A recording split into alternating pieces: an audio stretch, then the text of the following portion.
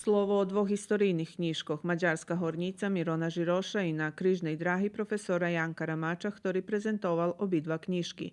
Von vyznačil, že okreme počituje za zverovackú robotu Mirona Žiroša, ktorý obrabia migraciji Rusnacoh zo Hornici.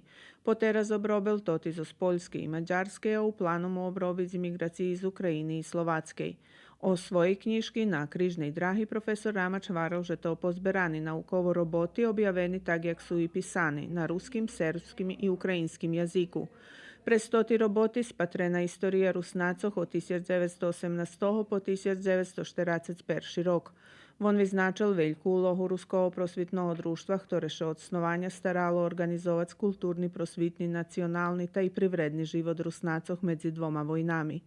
Na literatурnim večare boli prisutni Mikola Šanta, predsjedatelj organizacijnog odboru manifestaciji, i Mikola Macap, recenzent knjižki na križnej drahi. U muzičnej časci programi učestvovali Tanita Hodak i Sašo Paljenkaš.